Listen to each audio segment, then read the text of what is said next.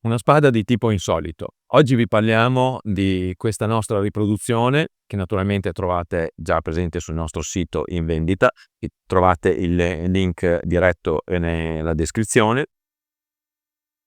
Come probabilmente molti di voi già sapranno, Res Bellica non si occupa soltanto dei periodi trattati più di consueto dalla rievocazione storica, ma spesso esplora anche periodi meno conosciuti. Nello specifico parliamo oggi di una spada della prima età del ferro di ambito alstattiano.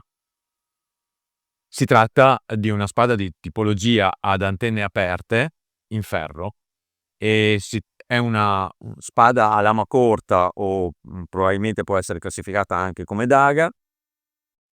È una tipologia che appartiene a un gruppo di spade piuttosto diffuse appunto nella prima età del ferro alstattiana. Nello specifico quella che abbiamo ricostruito basandoci non su un unico reperto, ma ovviamente per integrare le diverse informazioni che servono per una ricostruzione completa, ma è basata principalmente sulla spada della tomba del guerriero di Sesto Calende, in particolare la prima tomba del guerriero. Ne esistono due dalla stessa necropoli di Sesto Calende.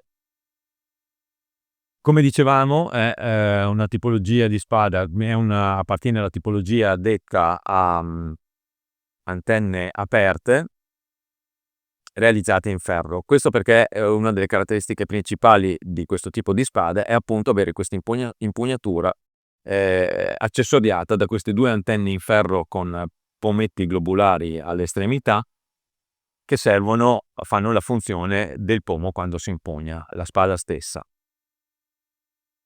Si tratta di una spada con una lama leggermente fogliata, appunto come abbiamo detto piuttosto corta e da utilizzare in un ambito di combattimento molto ravvicinato. Il fodero è basato sempre sul reperto di Sesto Calende e in questa famiglia di spade, in questa tipologia, la maggior parte dei foderi sono realizzati in materiale deperibile. Abbiamo tracce di legno che molto probabilmente veniva poi rivestito in cuoio o con fasciature o con una copertura completa. Esistono però anche reperti che presentano un parziale rivestimento del fodero in lamina di bronzo, come quello che abbiamo ricostruito noi. La nostra ricostruzione infatti è realizzata in modo completamente artigianale, da artigianato italiano, è realizzata con i fornimenti dell'impugnatura in ferro battuto e brunito, lama realizzata anch'essa artigianalmente a mano, fodero in legno, rivestito in pelle cruda e in lamina di bronzo.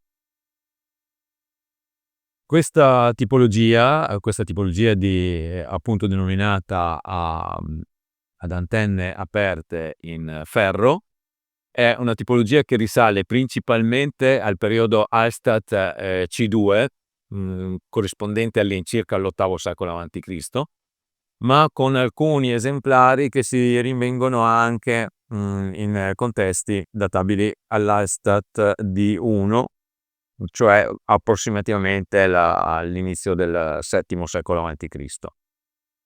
La diffusione geografica di questo tipo di spada la si ritrova principalmente nell'area centrale della cultura stattiana, cioè in Francia orientale, Svizzera, Germania occidentale, Nord Italia, addirittura con la possibilità di qualche ritrovamento, qualche testimonianza dalla Liguria e naturalmente dall'Austria, ma esistono testimonianze anche in aree più distanti quali il Regno Unito e il Belgio.